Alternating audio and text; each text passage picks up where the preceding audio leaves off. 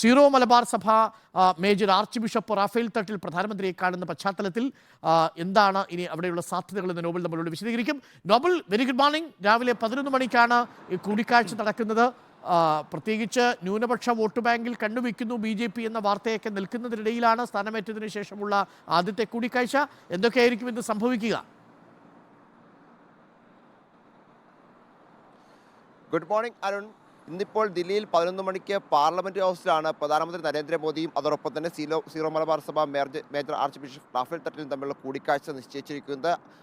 Arch ബിഷപ്പായി സ്ഥാനമേറ്റതിനു ശേഷമുള്ള ആദ്യത്തെ കൂടിക്കാഴ്ചയാണ് എന്ന പ്രത്യേകതയുണ്ട്. അതിനപ്പുറം ലോക്സഭാ തെരഞ്ഞെടുപ്പ് അടുത്ത് നിൽക്കുന്ന പശ്ചാത്തലത്തിൽ BJP പ്രധാനമായും ഈ ക്രൈസ്തവ വിഭാഗത്തെ കൂടെ നിർത്താനുള്ള ശ്രമങ്ങൾ കഴിഞ്ഞ കുറേ നാളുകളായി നടത്തുന്നുണ്ട്. അതിനിടയിൽ കഴിഞ്ഞ ക്രിസ്മസ് ദിനത്തിൽ പ്രധാനമന്ത്രി ക്രൈസ്തവ വിഭാഗത്തിൽപ്പെട്ട പുരോഹിതന്മാർ അതോടൊപ്പം തന്നെ മറ്റു പൗരപ്രമുഖർ ഉൾപ്പെടെയുള്ള ആളുകളുമായി ദില്ലിയിൽ കൂടിക്കാഴ്ച ഉൾപ്പെടെ നടത്തിയിരുന്നു. ഏതാണെങ്കിലും അതിനു പിന്നാലെയാണ് സീറോ മലബാർ സഭ ആർച്ച് ബിഷപ്പ് ഇന്നിപ്പോൾ പ്രധാനമന്ത്രിയുമായി കൂടിക്കാഴ്ച നടത്തുന്നത്.